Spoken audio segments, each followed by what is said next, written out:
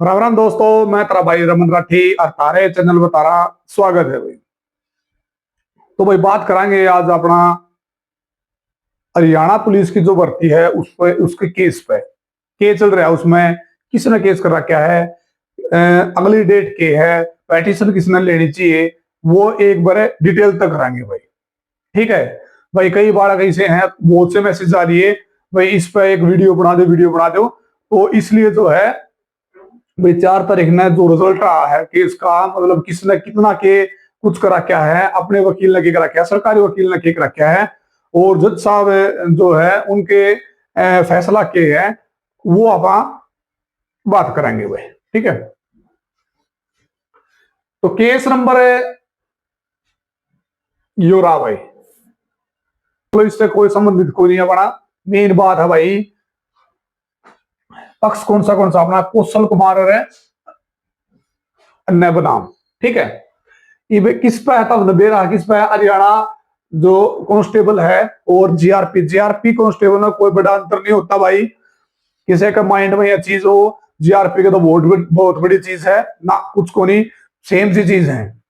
ठीक है, बिल्कुल सेम सी चीज है। वो मतलब अपना रेलवे में चले जाएंगे, ये अपने डिस्ट्रिक्ट में रह जाएंगे, बस इतना अंतर है और कोई अंतर नहीं भाई। ठीक है, और मतलब याचिकाकर्ता कौन है, जो जिसने याचिका डाली है, यानी स्टूडेंट। ठीक है ना भाई, याचिकाकर्ता का कितने भी जिक्र होगा वो स्टूडेंट है। ठीक है, तो स्टूडेंट ने डाल रखी है भाई।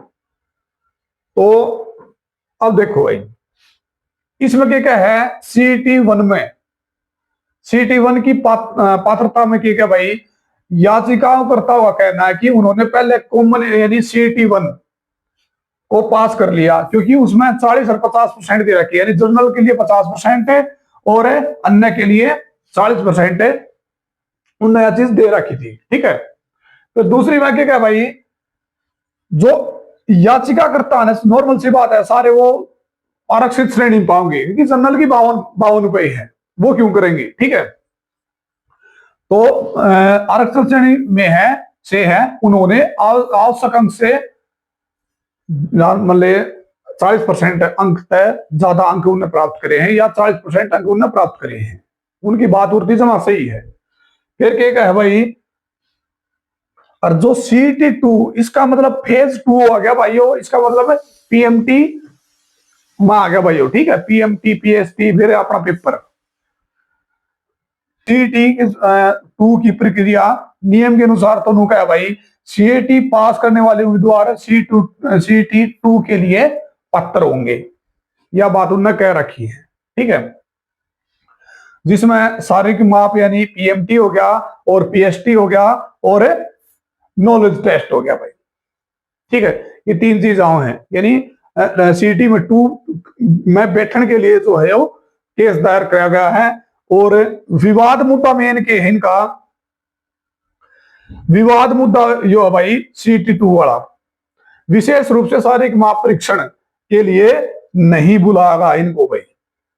ठीक है, वह शॉर्ट लिस्ट आउट हुई थी, उसके अनुसार ही बुलाया गया है, तो इनको नहीं बुलाया गया है, इसलिए इनने जो है केस दायर कराया था। इस केस में क्या चल रहा है देखो भाई।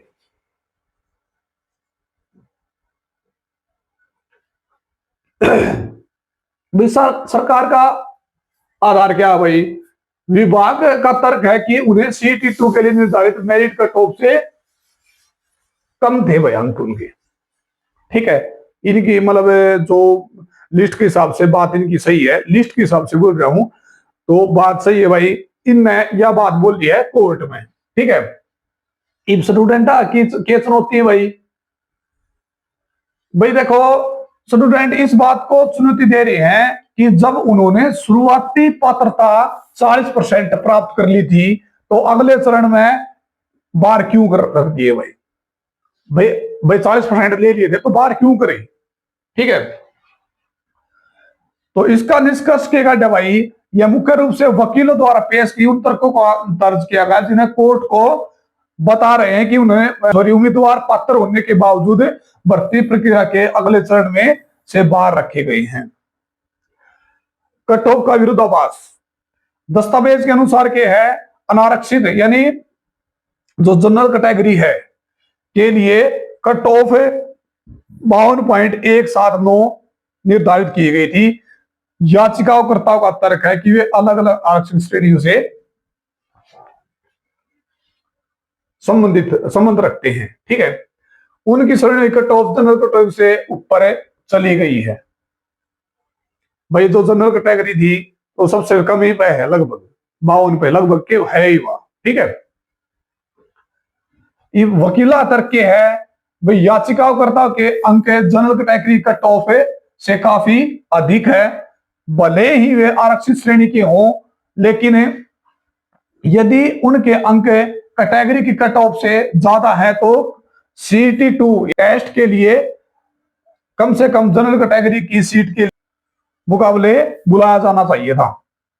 भाई नू का है कि भाई भले हूं जो जनरल कैटेगरी थी उस तक कम अंक हैं, लेकिन जो है फिजिकल टेस्ट में उनको बुलाया जाना चाहिए था, क्योंकि 40% अंक उन्हें प्राप्त कर रखे हैं। ठीक है भाई, अधिकारों का उल्लंघन में किया गया है। भाई किस तरह अधिकारों का उल्लंघन हुआ? वकीलों की तरफ से। ठीक है, वकीलों ने कहा कि इन उम्मीदवार को सीटी में बैठने का अधिकार से वंचित किया गया है, जबकि उनके पास जनरल श्रेणी के उम्मीदवार से बेहतर अंक थे। ठीक है, तो सुप्रीम कोर्ट का जो फैसला उसका हवाला देते हुए क्या बोल रहे हैं? अपनी बात को कानूनी मजबूती देने के लिए वकीलों ने माननीय उच्च न्यायालय के 2025 के एक न्यूनतम फैसले का संदर्भ दिया है कि यो Rajasthan high court and another versus Rajat Yadav जो 2025 का केस था भाई, उसका हवाला दिया, सेम वो उठा के आगे धर दिया भाई इनके। ठीक है, तो क्या है इसमें निष्कर्ष के लिखा इसका भाई, वकीलों का कहना है कि नियम के विरुद्ध है, मतलब जो यो है जो नियम के विरुद्ध है, एक आरक्षित श्रेणी के उम्मीदवार को इसलिए बाहर कर दिया जाए क्योंकि उनकी कैटेगरी की मेरिट ऊंची है, जबकि उनके नंबर इतने अच्छे हैं कि वह जनरल कैटेगरी वाले उम्मीदवारों से भी आगे हैं, इसलिए उन्हें शारीरिक परीक्षण के लिए बुलाया जाना चाहिए। ठीक है, जो अपना जो वकील है, जो स्टूडेंटों का जो वकील है, उन्हें यहां बात हुई है। ठीक है, और मांग के हैं भाई इनकी, फिर दोबारा देख लो, 2-3 बार दे रखी है इस स्टेटमेंट में। याचिकाकर्ता के वकीलों ने सुप्रीम कोर्ट के फैसले का हवाला देते हुए कहा भाई उम्मीदवार कम से कम अस्थायी आधार यानी मतलब प्रोविजनल बेसिस पे जो है बुलाया जाना चाहिए। ठीक है, यानी कम से कम प्रोविजनल बेस तो दो भाई कि हाँ तारा आ सके है आगे, तो हमने मेरिट बेस पे निकाल सके हैं। ठीक है, जिस तरह CT2 परीक्षा में शामिल होने की अनुमति दी जाए। भाई प्रोविजनल बेस मांगा था वकीला ने, और वो आगे देखो क्या होगा। फिर क्या है भाई, सरकार और SSC पक्ष का जवाब क्या था भाई? देखो SSC के वकील ने क्या कहा भाई? देखो जो स्टूडेंट का विरोध करा उसने इन दलीला का विरोध करा। ठीक है, और क्या तर्क दिए हैं भाई?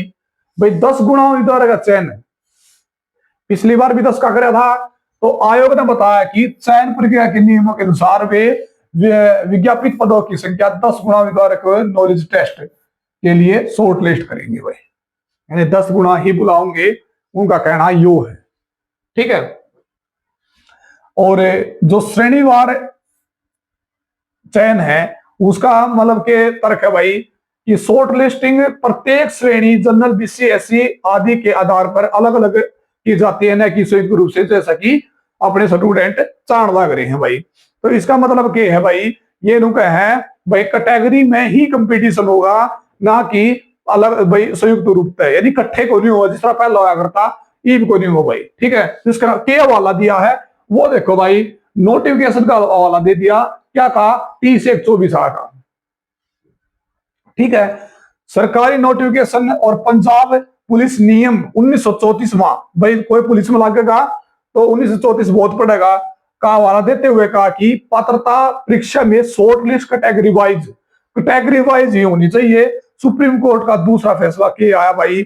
जवाब में आयोग ने सुप्रीम कोर्ट के एक मामले यानी Haryana police service commission versus Pramila, ये तो सब जानते होंगे भाई। एंड अनोदर 2025 का हवाला दिया, यह साबित करने के लिए कि याचिकाकर्ताओं की मांग सही नहीं है।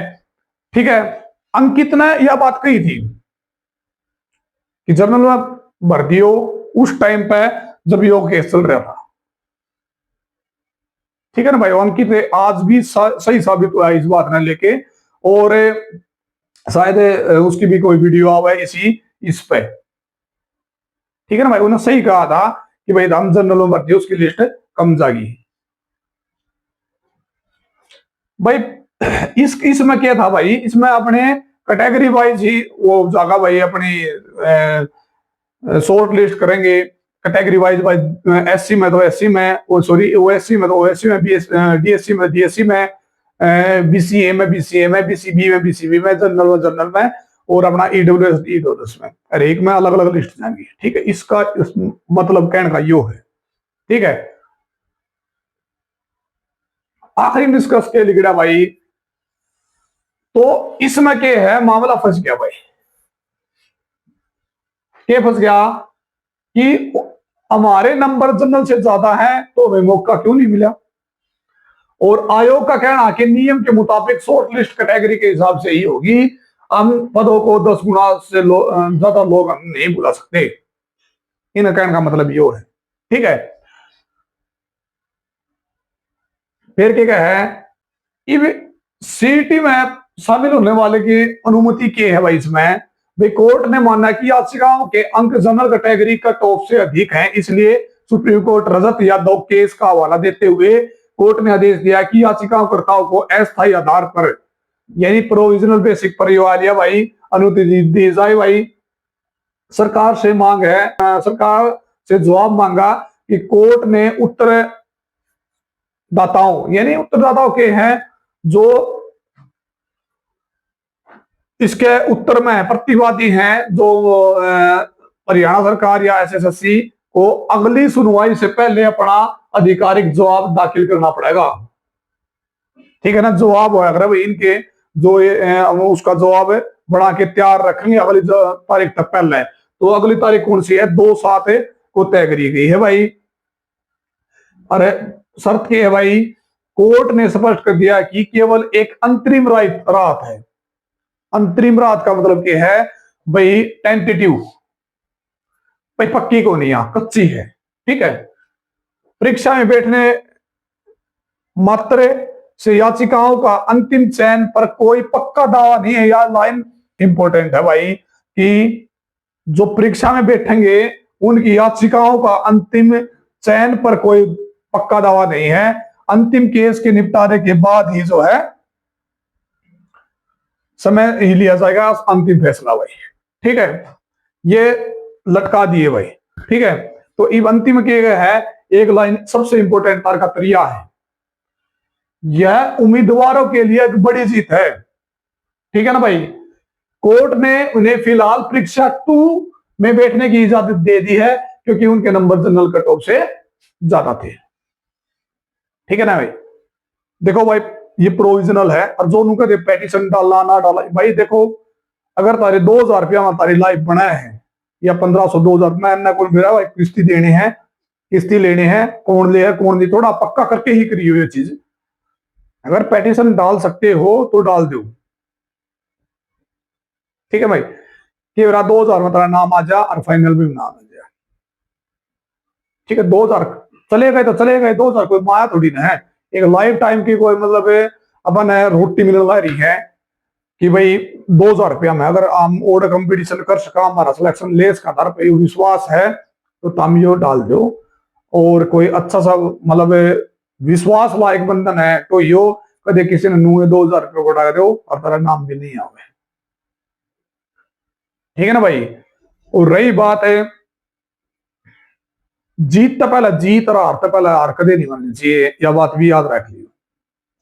ठीक है ना भाई, तो कोशिश करते रहो भाई तेरा नाम आओ, भगवान करे, और हम तो दुआएं कर सका भाई कि भाई तेरा नाम आओ और तेरा सिलेक्शन हो। ठीक है, लेकिन पढ़ना मत छोड़ियो भाई, किसी का कम नंबर है तो वह खुद की गलती है, या बात अपने आप तो वही हो, किसी और तो नहीं। भाई जो गलती है वो खुद की है, कम नंबर आए वो खुद के लिए आए हैं। किसी ने नू नहीं कहा भाई क्यों नाम लग रहा है थोड़े कम नंबर ले मैं तेरा बराबर आ जाऊंगा, ये तो कुछ, या फिर किसी ने नू नहीं कहा कि तू ना पढ़ ले, आखिरी बताओ पढ़ना ही पड़ेगा, इब भी बताऊं इब भी पढ़ लो, टाइम पड़ा है पढ़ लो, लगातार मेहनत करी जाओ लगातार पढ़ी जाओ, एक दिन हो जाओ तेरा नाम आ जाएगा। लेकिन मेहनत करोगे तब आओगा भाई, मेहनत प्रॉपर ध्यान दो भाई।